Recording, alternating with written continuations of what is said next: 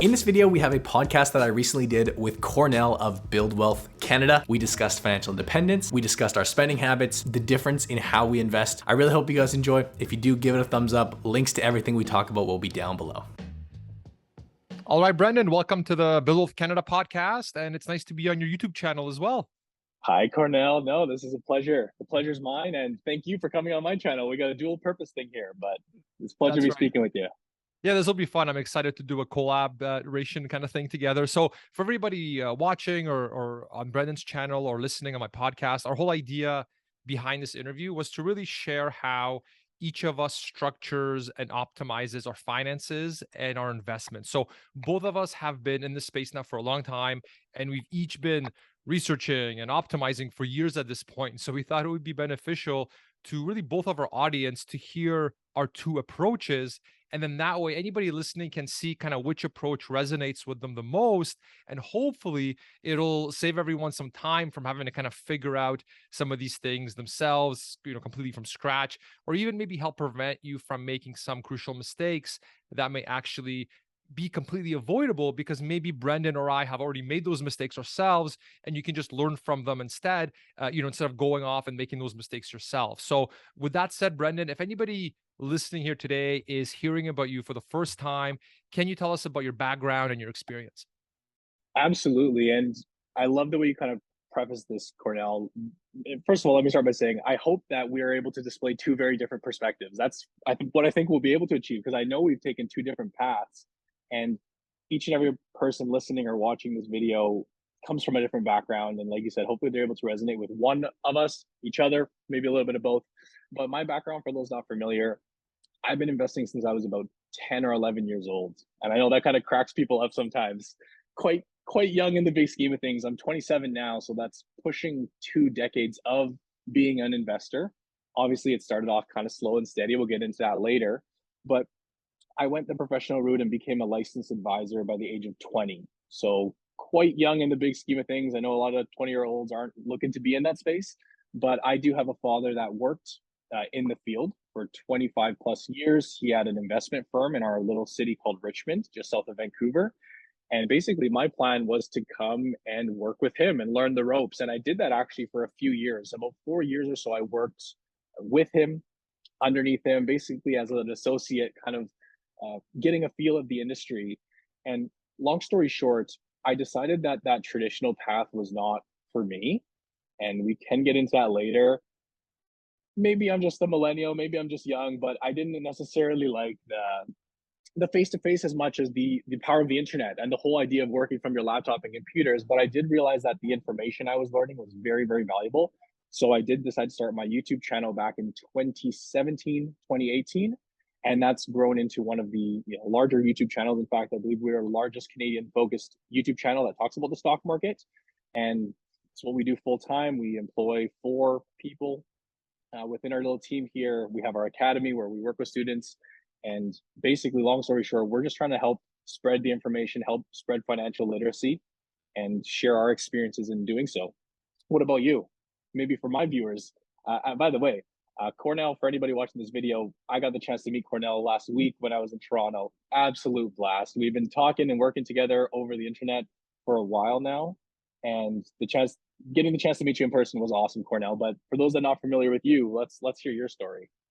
Sounds good. Yeah, it was great seeing you there as well. We've been talking for quite a while now, and we finally actually got to meet face to face. So that was really a blast. Brendan's a lot taller than he appears. I get that I was a pretty lot. blown away. I get that a lot.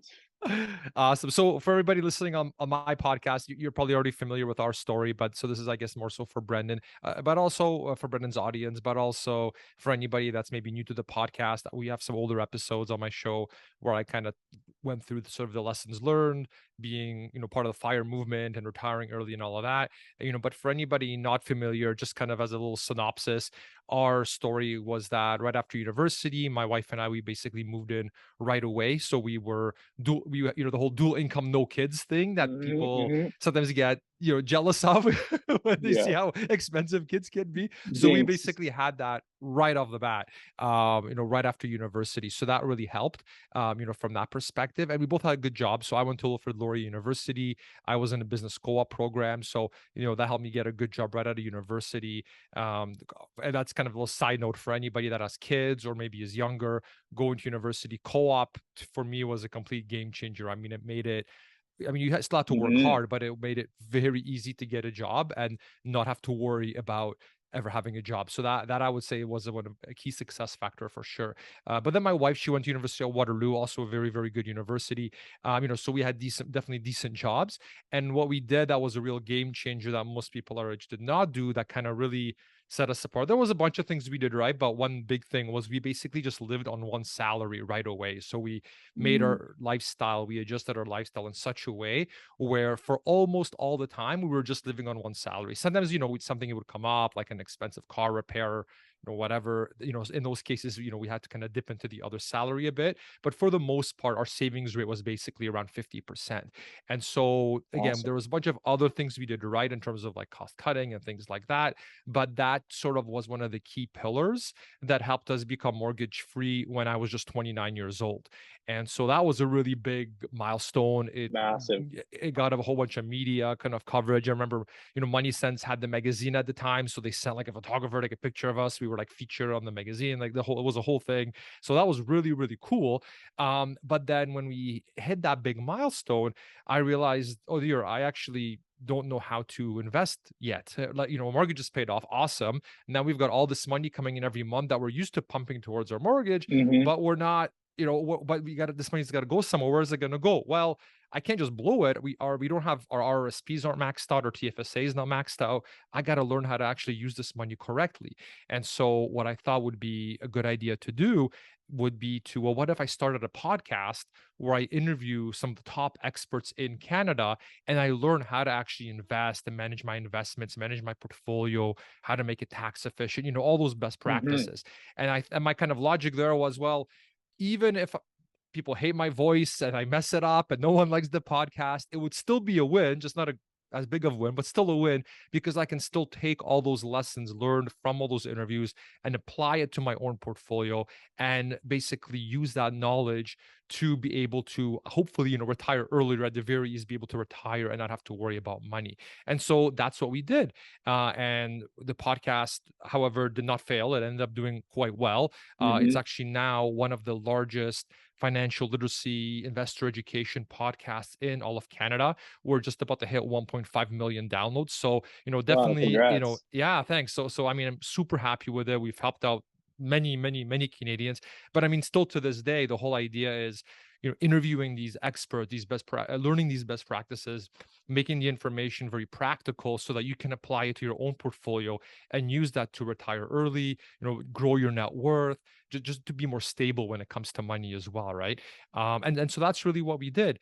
And then so applying all those kind of different lessons that I learned on the podcast and just doing all these interviews and working hard and optimizing things and keeping that savings rate, and eventually that savings rate was over 50%, Hmm. we were able to hit our financial independence number at the age of 32, which made us one of Canada's youngest retirees. So that was another kind Wow. of big thing where Yeah.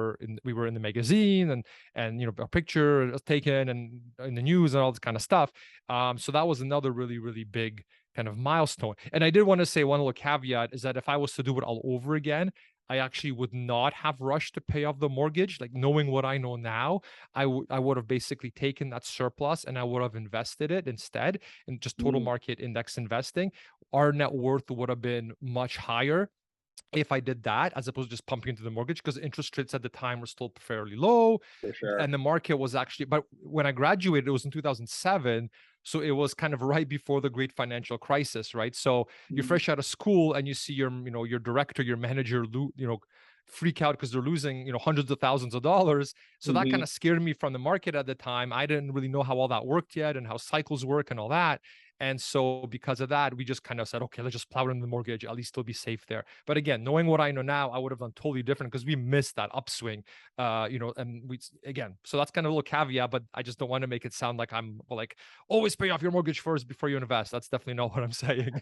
But again, The way I see it, Kornel, is like what you did is not wrong. There may have been a better solution, as you say, looking back if you crunch the yeah, numbers, but hey, you can't go wrong with paying down the mortgage as you did, right? that's right. That's right. And for Yeah. a lot of people, that's what that matters to them. They'd actually prefer that to be debt free and whatnot. But maybe we can talk about that later. But sorry, were you going to say For something sure. else? For sure. Yeah, no. So then so we hit FI at 32. So that was kind of a big thing. And then I switched, my wife became a full-time stay-at-home mom. I quit my full-time job. I had another fun opportunity. So I just went to be semi-retired instead, because I wasn't Hmm. ready to just completely sort of hang up the hat. Yeah. Go from 2 full-time incomes to 0 incomes. I was like, it's making me a bit nervous, even though all the models say that that's enough money. I'd still a bit nervous. So I ended up doing basically semi-retirement, whereas my wife was fully retired. So did that for a bit. Then eventually we were like, hey, this semi-retirement thing's pretty cool, but we can actually be fully retired. So I actually switched to full retirement, did that for 6 months, felt very unfulfilled if you're in your 30s and Mm, don't have like a, I can just if you, imagine. yeah, if you just live, Yeah. it's really fun for the first, like, I'll say 5 months in my case, Yeah. but at six, but around there, it was like, okay, I need something more, some passion projects, that kind of a thing. And so that's when I had the opportunity to take over the Canadian Financial Summit, which is happening October 12th to 15th, Hmm. 2022. Shameless plug, so you can get your free I'll tickets. be there. Absolutely. Awesome. Nope. Yeah, Get your Brennan's gonna tickets. be there. That's right. That's right. I'll be speaking with we're doing a presentation for those on our channel. Mark and I are going to be presenting there at the Financial Summit. We'd love for you guys to check that out. So yeah, we'll link that somewhere around here, eh? For sure. Yeah, you'll have it under your video. I'll have it in the I'll have it in my show notes as well and all of that. So yeah, for sure we'll be linking out to all of that.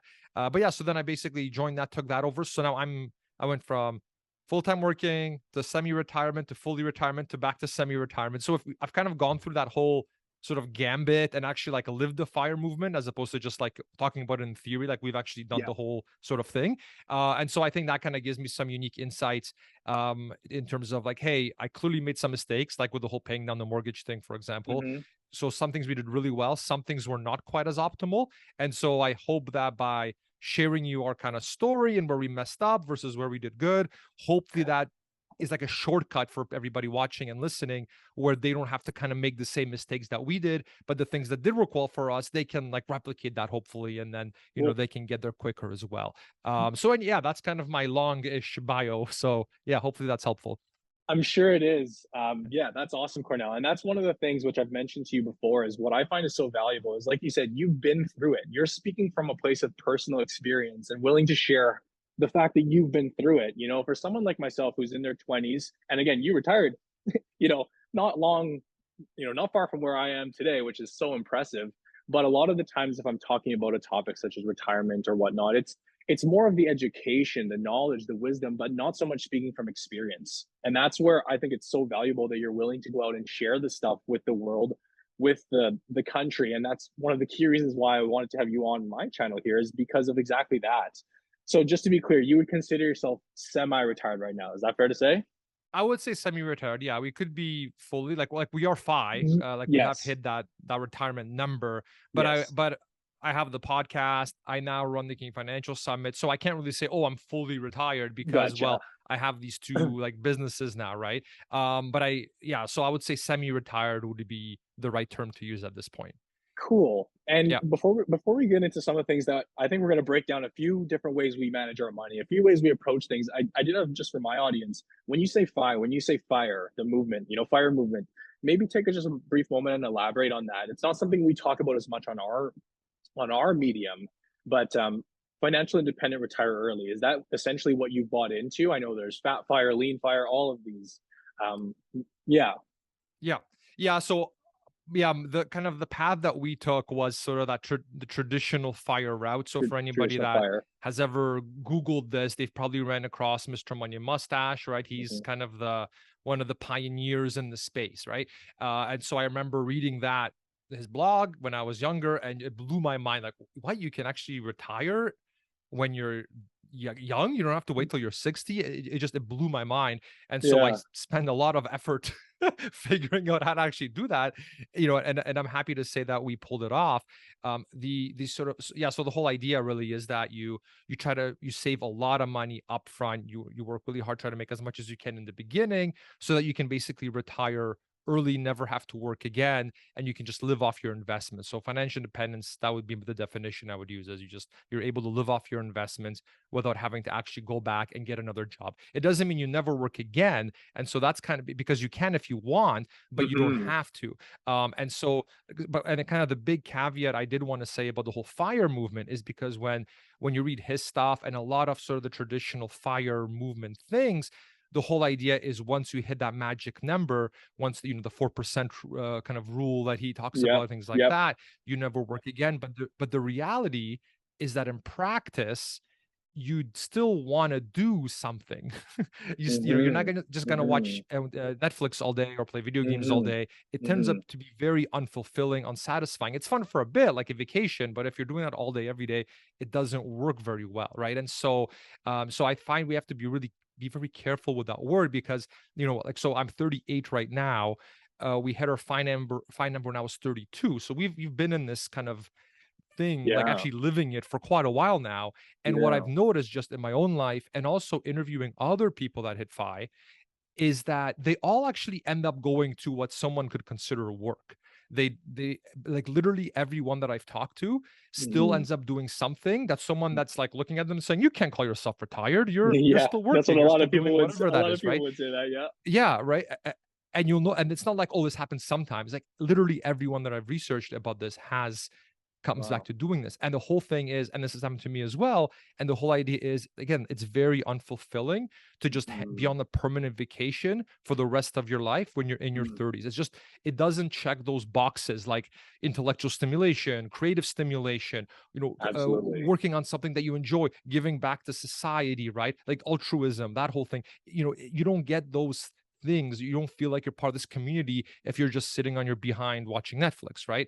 And so I think we have this sort of human psychological innate need to check those other boxes just for like happiness, self-satisfaction, even just depression avoidance, right? And so that's why everyone kind of moves. But I would say the key difference there is that it's no longer, oh, I need money to pay for the groceries, and so I'm just gonna suck it up, even though I hate this job or I'm really not passionate about it, but I need the money, so I just gotta suck it up and do it. You never have to do that again. Instead, it's the narrative is more, the conversation is more, what do I love doing? What is Absolutely. something that I Yeah. would do for fun anyway? Like I love mountain biking, so if I could find a way to, oh, maybe I take people on mountain biking trips instead as well, right?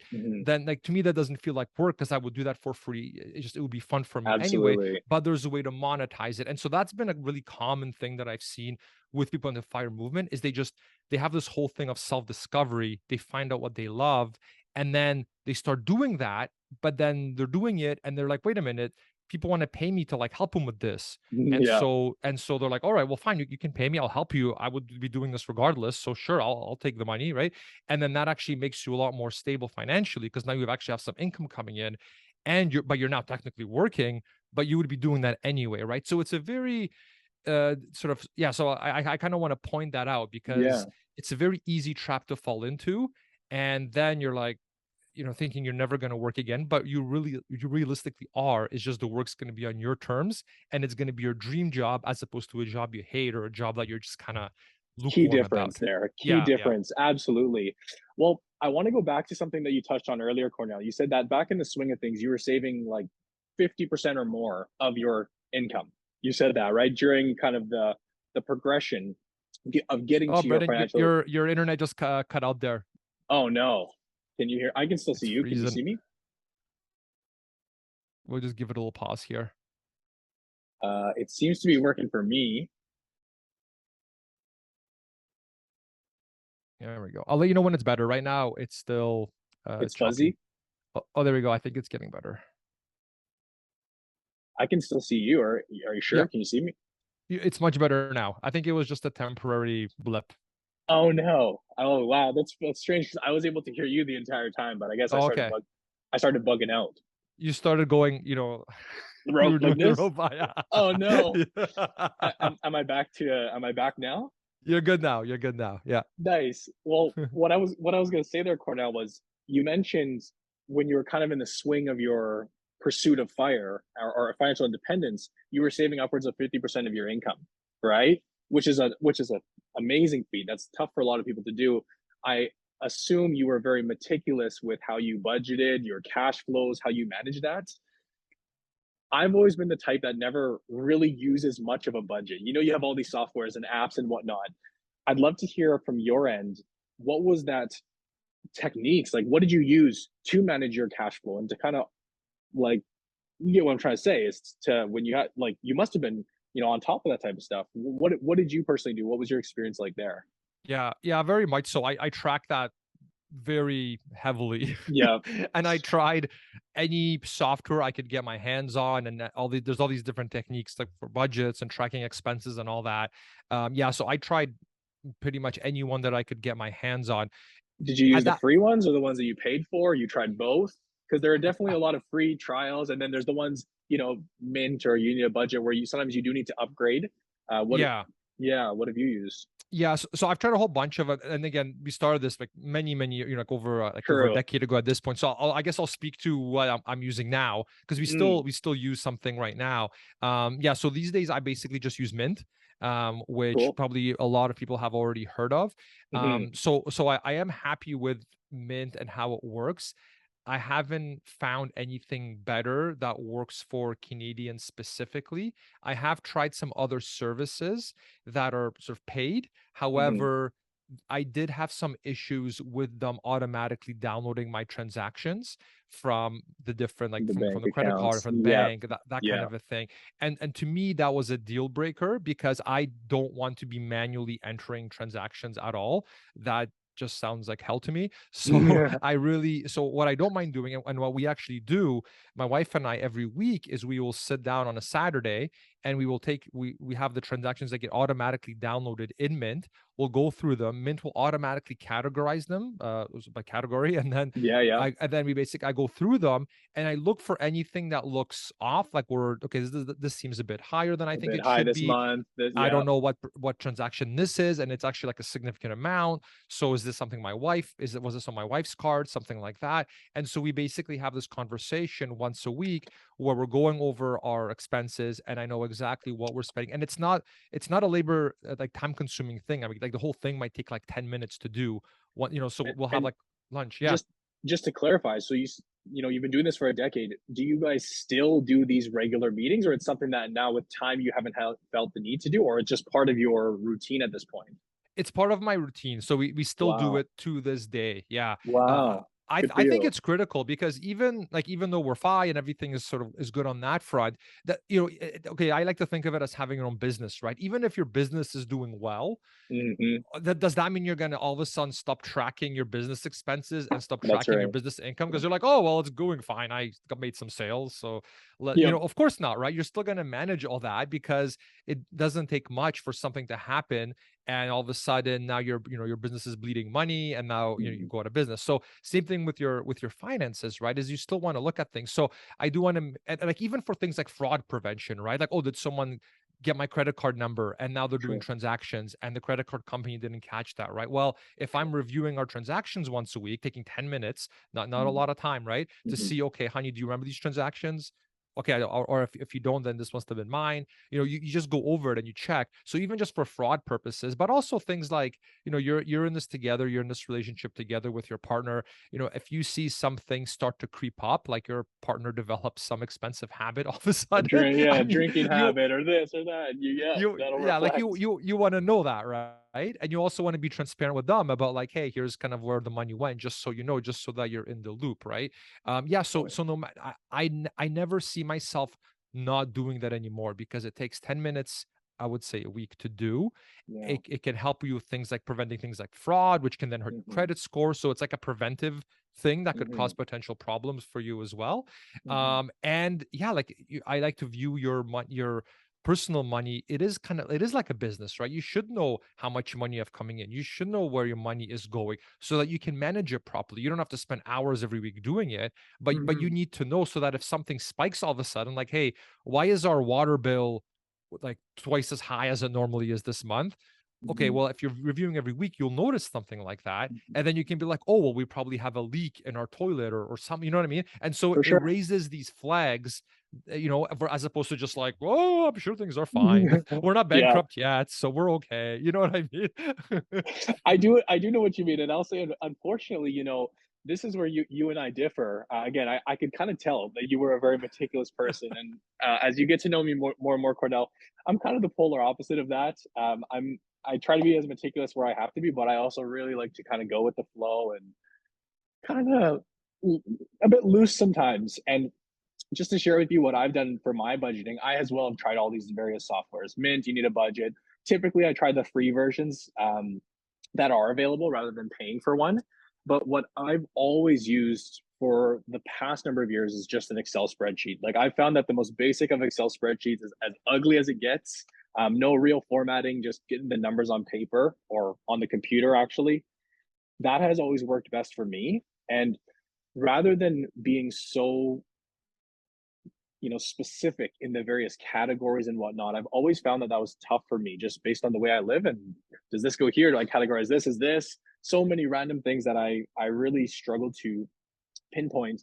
I budget in a very different way where I just have my fixed costs and then my discretionary costs. And again, everyone would have variance in what they consider fixed and what's discretionary.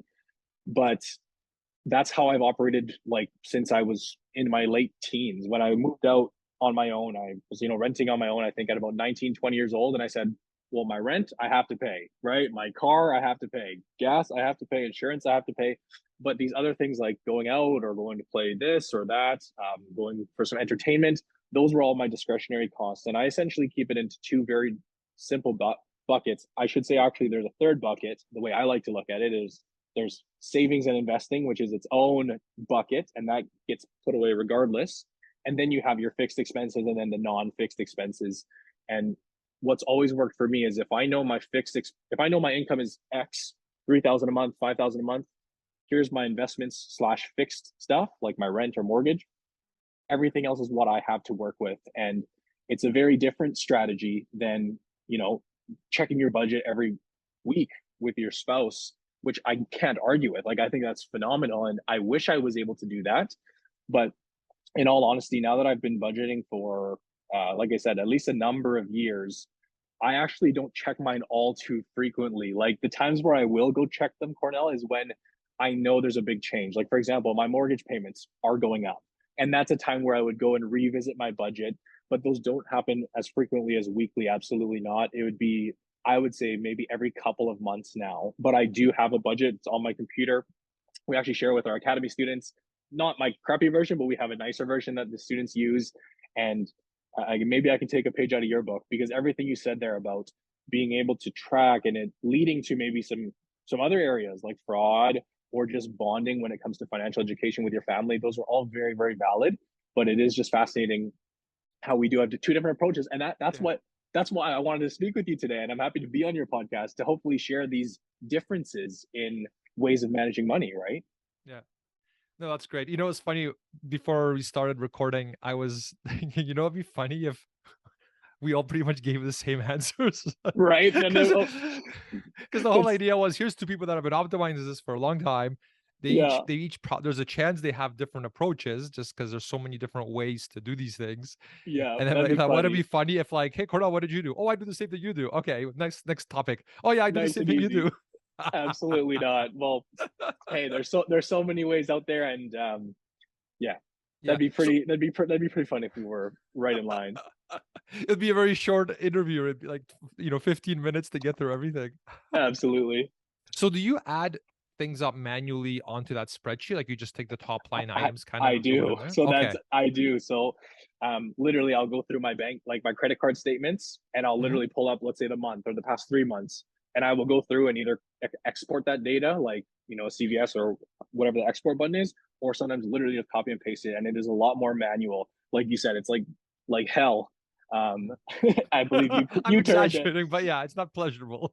It's not. It's That's the funny thing though. As not pleasurable as it is, for some reason I kind of enjoy doing it. Like I kind of enjoy going through the process. And again, I don't do it as often, but I get settled down, allocate 30 minutes to an hour, and just do it. So it I know what you mean when you say it can be frustrating, but at the same time, I also I do it manually.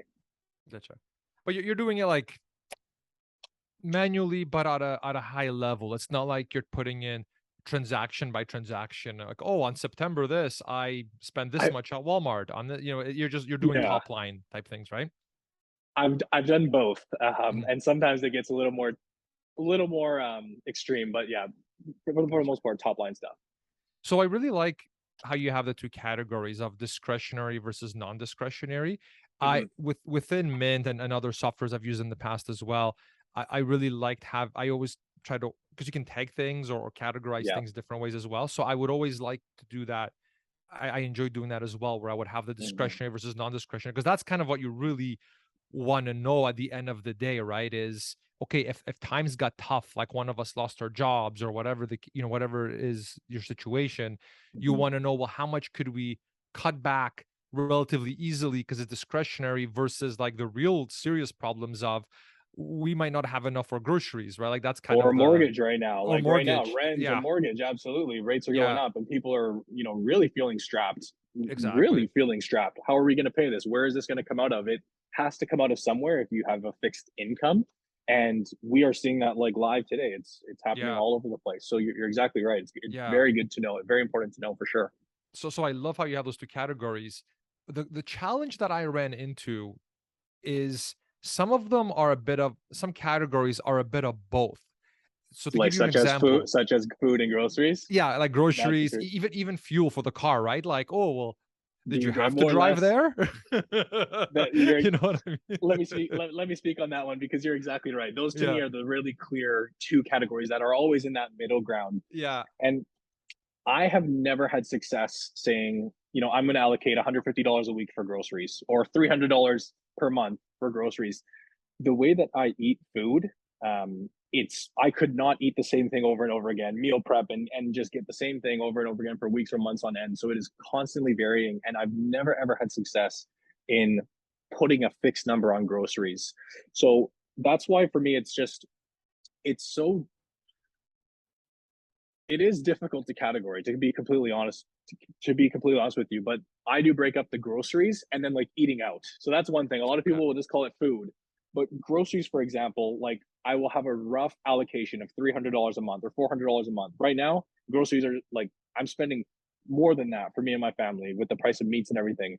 mhm, But groceries, I would lean more towards being in that fixed, non-discretionary component. But the eating out part of food, like going to the restaurant with your friends or Uber Eats, those are absolutely part of the discretionary funds. And again, it is a tricky one, definitely. I mhm, To this day, hard to kind of categorize that for sure. yeah. I like that's And a good answer. Yeah, same would be said with gas. But for example, with gas, like let's say I allocate $200 a month on gas. Again, right now it feels like it's more, but like $200 would be my baseline, my rough, you know, target that I aim for throughout the month. And if, for example, I have a lot more discretionary funds for the month, like I'm not spending as much on going out or not spending this, well, hey, I know I can kind of go over a little bit, definitely a little more looser there, but still definitely having those rough targets, like an average that I would spend fixed on a given month. mhm. That makes sense. Another approach I just thought of right now that I think might work well is for something like groceries, because yes, you could cut those back, like Mm-hmm. like you Yeah, like could have if you need it to, you can eat beans and rice, right? Like worst case scenario. exactly. Exactly. So I guess one approach could be if you really wanted to figure out that discretion or like ballpark discretionary versus fixed, you could always say, well, how much realistically could I cut my grocery budget by if things got really tough financially, right? Like you Like, is kind of it have a baseline, 20%? You Is have a it worst case scenario. 15%? Yeah. Sorry to Yeah, cut you right. off. Yeah. Yeah. Oh, that's okay. Yeah. So I think that might be another way, to sort of do it. It's not going to be exact, but I guess Mm-hmm. if you wanted a more accurate number of discretion versus non-discretionary, because I mean, yeah, Mm-hmm. you're probably not going to cut your groceries by 50%, but I don't Mm-hmm. know, maybe like 20% sounds like you could do if you really got into hard Mm-hmm. times. And that might give you some idea, but there's probably other You, areas you could cut anyway.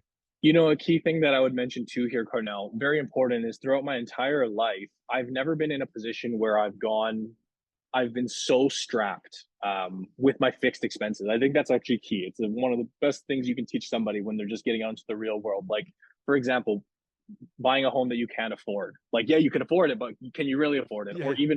even renting a home that's taking up too much of your budget. It's becoming trickier and trickier. Like where you live or where I live here in Vancouver, Toronto, wherever the case is.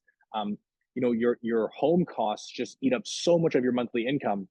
But on that topic, like I've never, even when I moved out at 19 or 20, like yes, my rent took a big portion of my income, but it was never so much that I felt the need. Like I didn't want to put myself in a position where I had to do this worst case scenario, you know, eat beans and rice. I always knew that the home that I'm living in, like I lived with 3 roommates when I first moved out. My rent was manageable.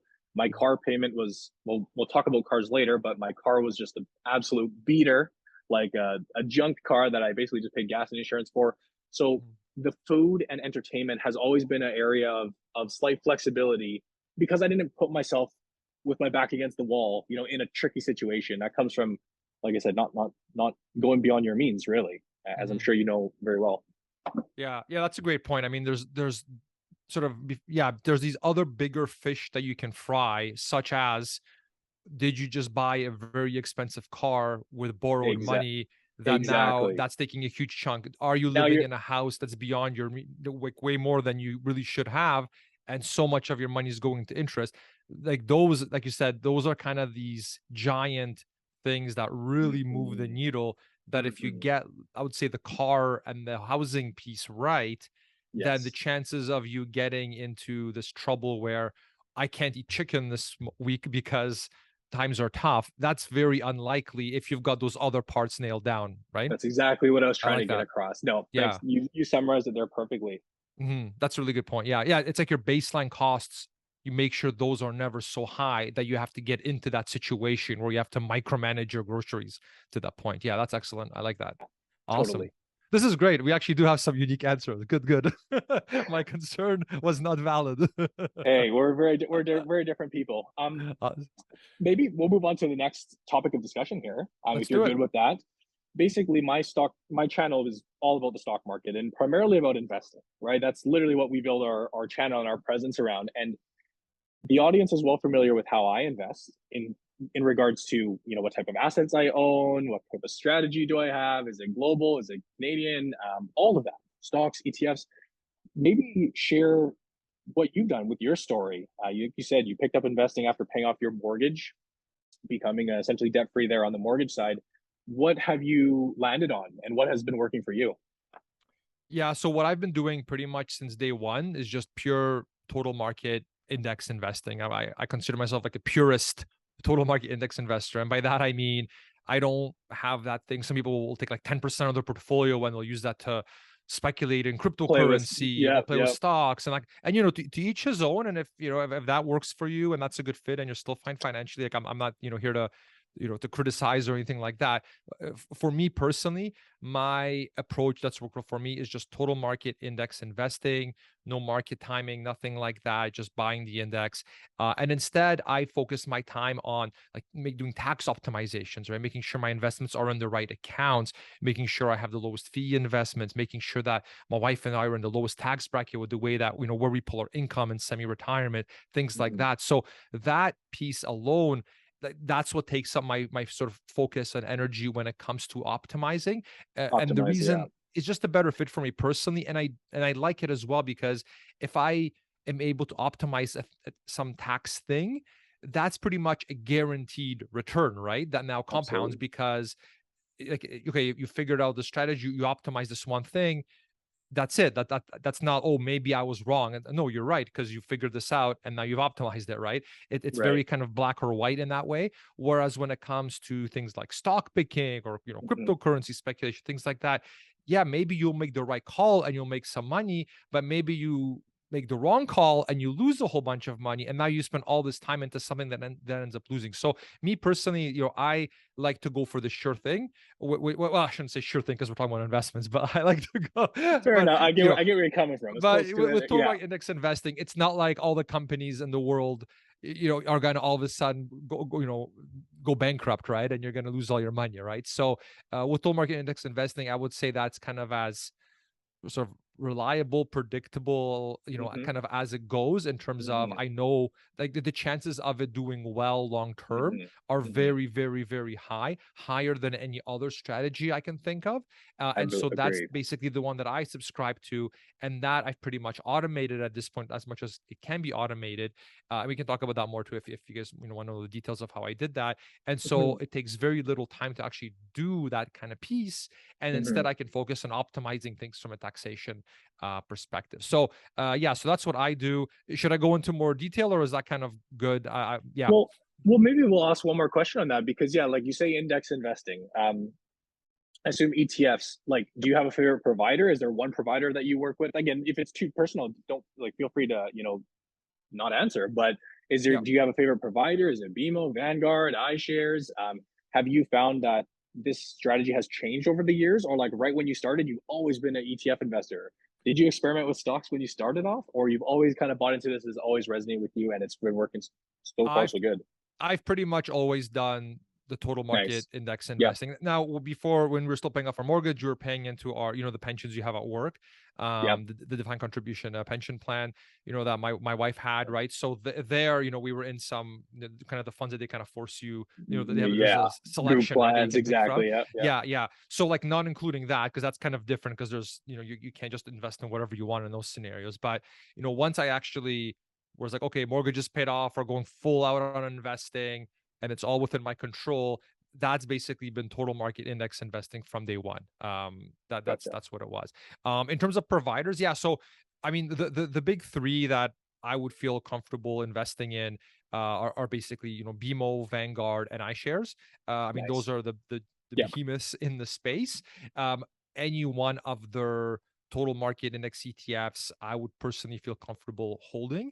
I mean, Absolutely. just their reputation is good. Their fees are very, I mean, they're all watching each other, right? So the fees are very, very comparable. They have to Vanguard, be, yeah. yeah, yeah. Vanguard is a little bit higher on some of them. So I've sort of, so just be careful, because Vanguard's got investors love it. They get, because a lot of people read US stuff, even though we're here Mm-hmm. in Canada, and Vanguard's Mm-hmm. like all the rage in the US. At least that's the Mm-hmm. impression I get. Like they have Yep. very good, like people love their Vanguard. But then when you look at the MER, like BMO and iShares do have lower fees on some other ETFs. So you do want to, I've like, don't noticed just that as well. blindly go Vanguard. But even though there's nothing wrong with Vanguard, I have a bunch of Vanguard ETFs myself.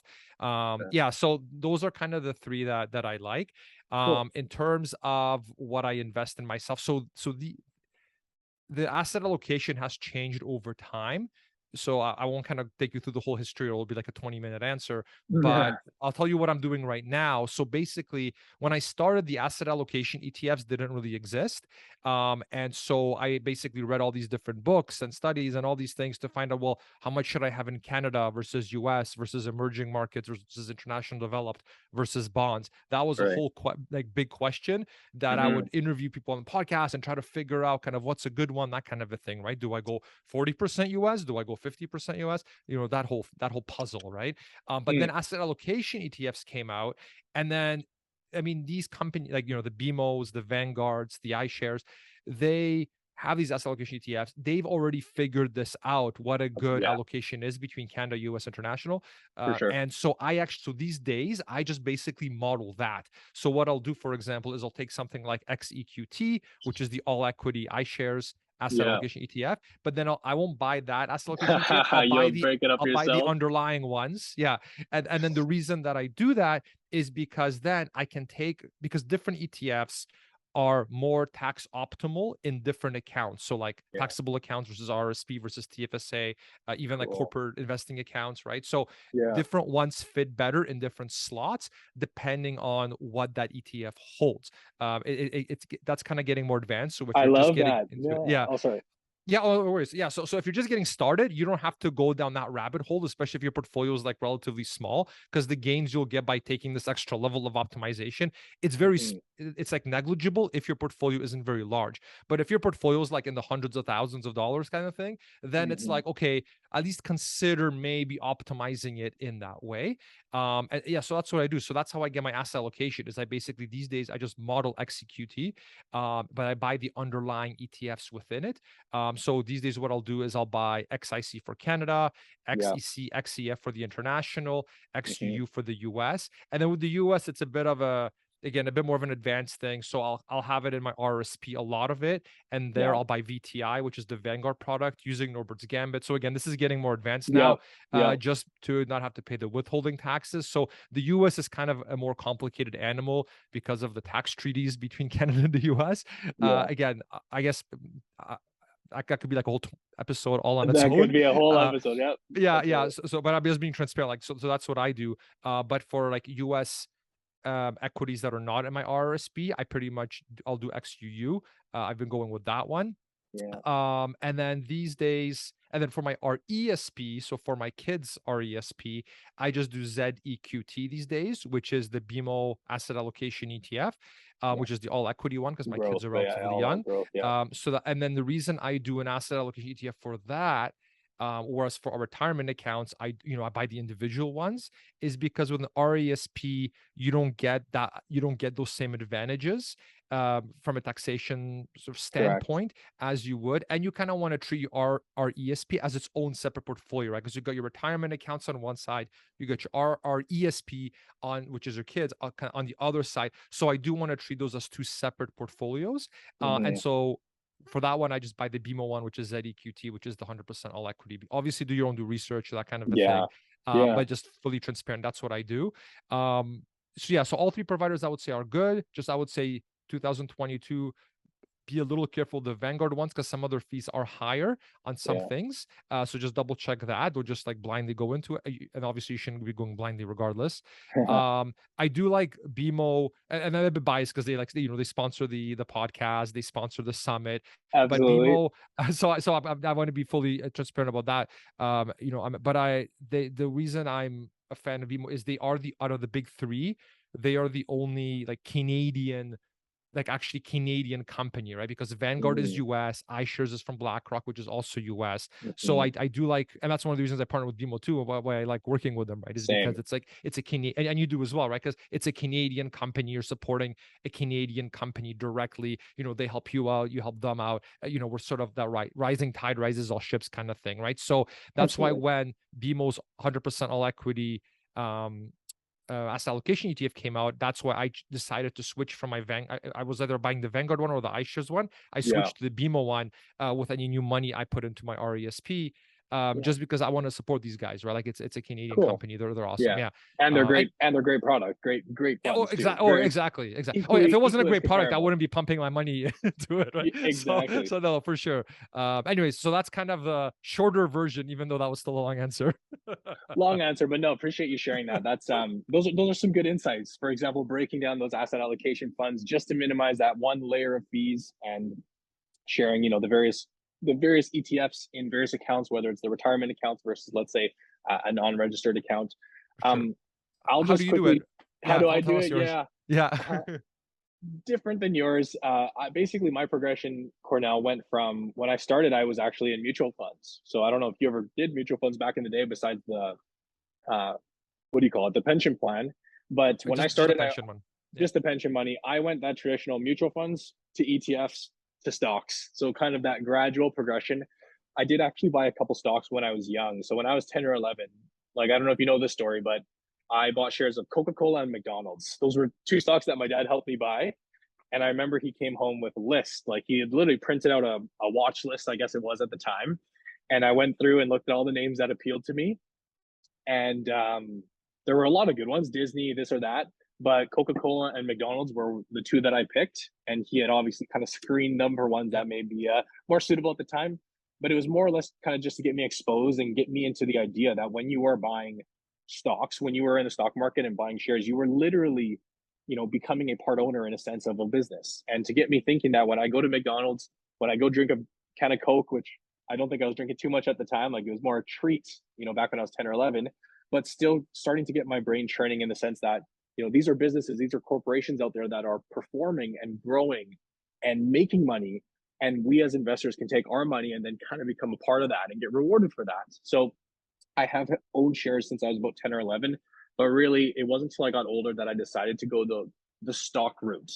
And it's nothing against ETFs. In fact, I advocate for the vast majority of people, like you should likely go with ETFs. Like you said, the data suggests that this is the most proven and reliable path for you to get there. Why take all these risks if you don't have to? For me personally, I'll just be completely honest with you, Kornel. It's not that I think that I can outperform the market and then I'm going to get so much better returns because I'm a stock picker. I just pick stocks and build a portfolio of stocks because I legitimately enjoy it. Like I legitimately, this is what I do. I have a YouTube channel. Like I said, I've been doing this for a long, long time. I find it very fun, like fun to manage a portfolio of individual stocks and do my research on whatever the company is, Disney, Walmart, again, nothing too flashy, but these big blue chip companies. And the way I construct my portfolio is very similar to yours. If I were to look at the breakdown of my portfolio, I bet you it looks very similar to kind of like the top down look at yours with the different allocations to the different areas. Um, Basically, like I'm not trying to be, all in on tech or all in on energy and do well. I'm literally trying to build a diverse portfolio that for the most part would kind of mimic the market. In fact, for example, this year, I just looked yesterday, my portfolio is down about 17% year to date, which is pretty much right in line with the S&P 500. I think S&P is down about 20%, give or take. So, which is what I'd expect, right? Because I'm building my portfolio to mimic that. Nothing too crazy above, nothing too crazy below.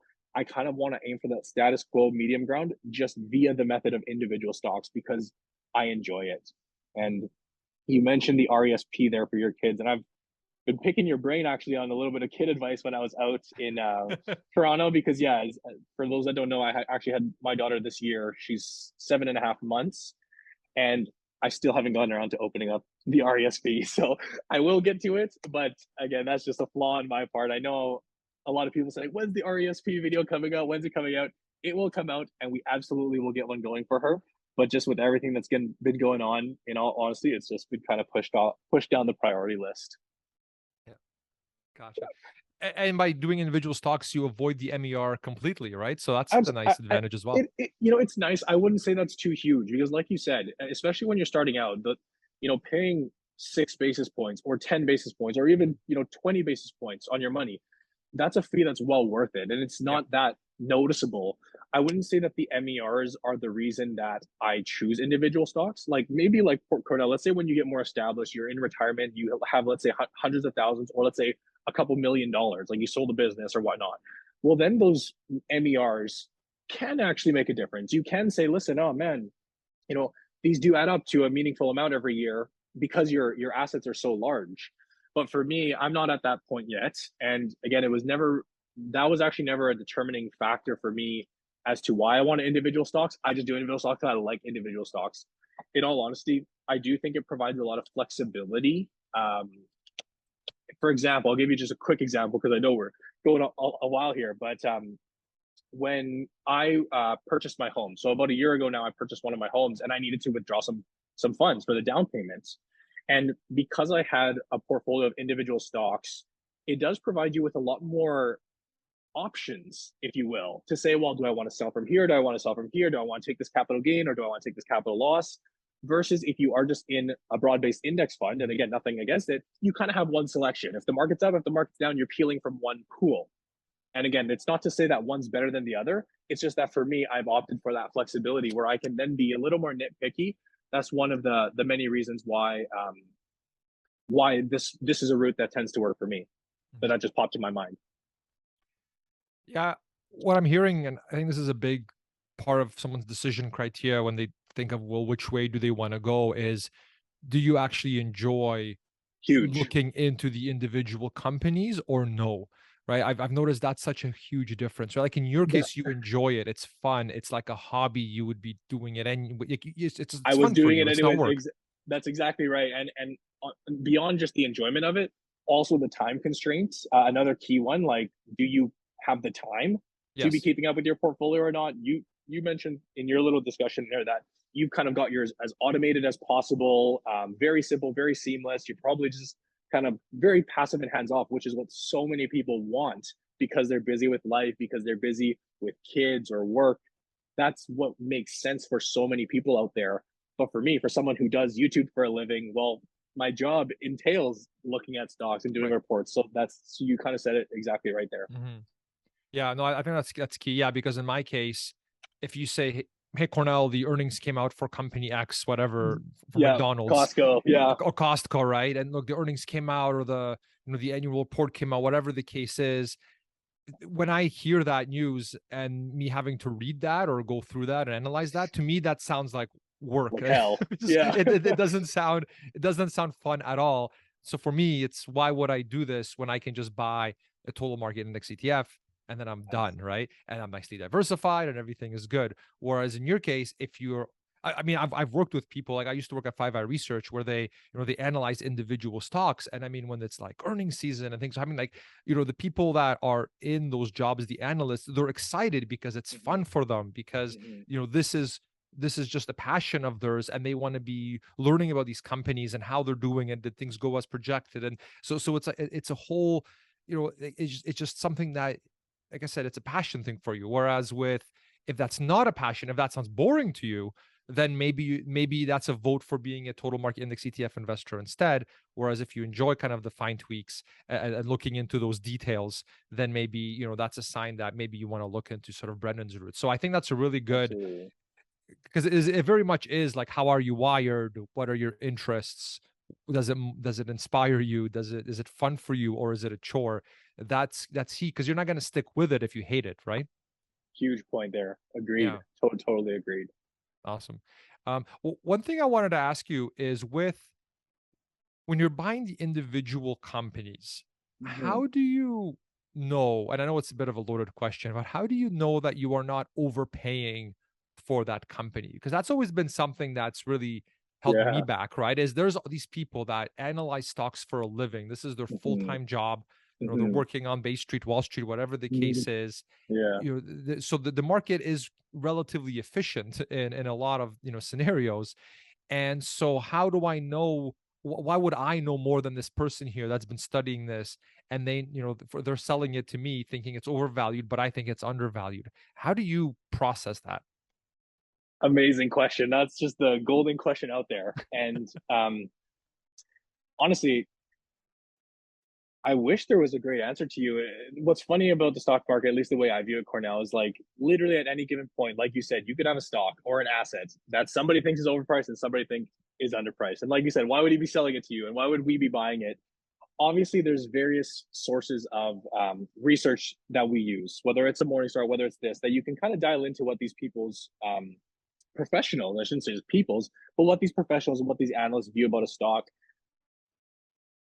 I don't look at it like there's a fear that I'm going to be overpaying for a stock, you know, because when you're a long-term investor, and that's key, what we do is long-term investing. Like I'm investing literally for the next number of decades. And I mean that, like at least 3 decades, 30 years out. The reality is that nobody's ever going to get the perfect prices on stocks. You're never going to hit that perfect bottom. You're never going to find that perfect gem. There will be many cases where you underpay. There'll be many cases where you overpay. I'll give you an example. A stock like Costco is a stock that I own. And in my opinion, it constantly trades at a premium. Like I believe this stock just trades more expensively than a lot of other stocks. Like Visa is another good example. Visa, the payment processing company. These are two companies that I own that I just think always have such high demand. There's always people wanting to buy up these stocks. If you looked at any traditional metric like a PE ratio, you could argue that these stocks are overpriced, but they are such high quality and such world class companies that these stocks, again, if I'm to look 20 or 30 years out, and my thesis is that I'm putting on these positions remain, if they were to play out as I see them, I happily would buy a stock like Costco or like Visa, believing that 20 years from now they're going to provide me with returns, let's say at the market or above the market average. Let's say I'm aiming for at least 7 to 8%. And the way I don't view it like, oh, I'm worried that I'm going to overpay for a stock the way that you mentioned it, because I am a long-term investor. There will be cases where I overpay, and if the stock comes down and it drops and drops and drops, I will happily actually load more money into that position, assuming it's a winner. Like I'm not saying you can do this for GameStop and AMC and these junk Right. companies. But if you have a company like CNR, Canadian National Railway, which, yeah, maybe I overpay a little bit today, but next month stock's down 10%, 15%, market's crashing right now. If we are deploying money and lowering our average cost, the exact same principles that applies to dollar cost averaging on an index fund, you could apply that to a stock, to an individual stock.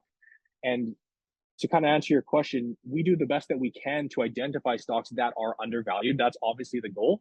But you will overpay for stocks. You will overpay for a home sometimes. Like, it's just an asset. And I think the difference is that when I'm looking 30 years out, I'm not trying to perfectly find the undervalued stock and that's I'm going to put my money in once and it's going to make me money. I am just buying constantly. I'm literally buying on like a weekly or monthly basis. Right now, I haven't been buying as much because my capital is a little bit tied up, which is unfortunate. But just putting money into the market consistently and frequently, to me, that's the way to do it. And I don't know if that answered your question there, but that's how I personally view looking at stocks. And of course, we do aim for undervalued stocks. That's the goal. Yeah, no, that makes a lot of sense. I really like your explanation there. Yeah, because it's much more of a concern that you're overpaying if you're planning on selling it next month because That's it the might difference fall. Who between knows what short will term and long happen? term. Yeah. Correct. Whereas if it's longer, then okay, if the fundamentals are good, you see it grow. Yeah, that does make total sense. I imagine, and then I imagine you still check though to make like if it's way out there, like when I think of Oh, way when out there. when marijuana was getting legalized, right, and the pot stocks went Of crazy, course. and the valuations were just insane. And then we saw what happened. Uh, so I imagine there's still some checks and balances you guys do to Of say, course. okay, we might like this company, but the valuations are just out to lunch because the speculators have just come in droves or whatever. So then, Yeah. yeah, then we maybe don't invest in that We stay particular away. one. We stay away from those ones. You're right, Yeah, and that's yeah. So, Sorry, go for it. mhm. Yeah, so there's like the extremes, but in the case of like something like Costco or some of these other ones, where it's not, where clearly it's not some like crazy highly speculative thing like the Mhm. marijuana stocks were, for instance. Great example. No, that's a great example, and yeah, we stay away from those, Yeah. to say the least. To say the Yeah, least, yeah. yeah. Awesome. So I know we had a whole bunch of other things to get through, but we've been on for quite a while. But we did cover the investment piece, so that was key. Because yeah, we were talking about the cash flow one for a while. I'm like, Yeah. both of our audiences are probably even more so into the investing side. So I'm glad we got that covered. Did you want to end it now, Brendan? Do you think we've got good, and maybe we'll I'm do it, another session in the future? you tell me. It's up to you. I can stick around for more. If you want to do a second session and the viewers want to see more, or the listeners, we could break it up. You tell me. I'm good to go. Sounds good. Yeah, let's maybe, why don't we end it now and then we can get some feedback from the listeners and the watchers So to that's see, part one. do Yeah. you guys like these kinds of episodes? I don't know about you, Brendan, but this was the first kind of collaboration type episode that I've done like this. Yeah. And I think it's really nice just to get the two different perspectives. I'm glad we did actually have two different perspectives on a bunch of things. So it's good. It's nice and well rounded. But yeah, I'd love to hear, what your audience thinks, what listeners of the podcast think. Do you like this kind of format? Are there certain topics you want us to dive more into to get different perspectives on? And then Hmm. maybe we can have a follow-up session if there's an interest, and cover some of these things from the actual audience. What do you think, Brendan? I think that is the perfect idea. Why don't we leave it up to the viewers, the listeners, and like I said, I know Cornell, we could talk for like hours, like Yeah. literally, and we do when we have our conversations off camera, we go at least an hour of just chit chatting. So, what would be good is to hear the feedback. If you guys are enjoying these on YouTube here, give it a thumbs up, leave comments down below in terms of like what are the topics you'd want us to discuss. And again, Cornell, I find it so fascinating to listen to you, especially topics around like retirement, passive income, like sharing your insights there on how you're kind of breaking down the different investments. Let's let the viewers and listeners provide us with the feedback, and I would be more than happy to do this again and do a part two on whatever the consensus topics are. But I hope in the meantime, people did appreciate what we talked about here on the budgeting side, cash flow, and then of course sharing our different investments. But I'm very happy to wrap it up, and I hope everyone's been enjoying our discussion so far. Mm. Yeah, that sounds great, Brendan. So maybe before we log off here, tell anybody that is seeing you for the first time, particularly from my audience, where can they find you? Where can they see your YouTube channel? Give us a little bit information where we can find you there. Easy. I would just say the YouTube is kind of the hub of everything we do. So yeah, we have Instagram, we have a TikTok, but those are just kind of here and there.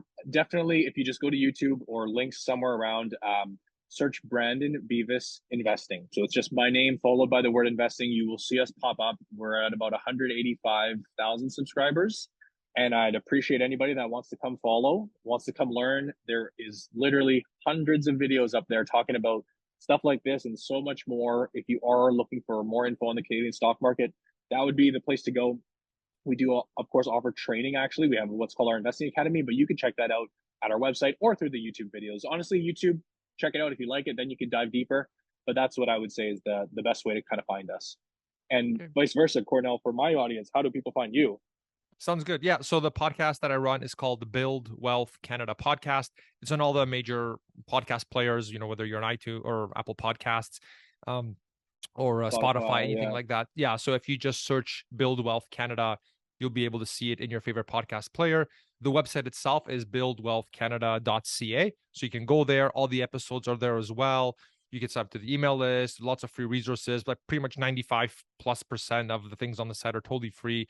And again, it's where I interview other top experts like Brendan to pick their brain about sort of the best practices, what's working for them, so that we can all learn from them and apply what's relevant to our own portfolios and our own finances. And then, of course, there's the Canadian Financial Summit as well. So definitely come check that out. That's from October 12th to the 15th, 2022. But even if you're watching this and it's after that time, you can still go on there and you can put yourself on the email list, and that way you'll get free tickets to the next event. So that's Canadian Financial Summit, and the foot podcast is buildwealthcanada.ca. All right, that's all I got.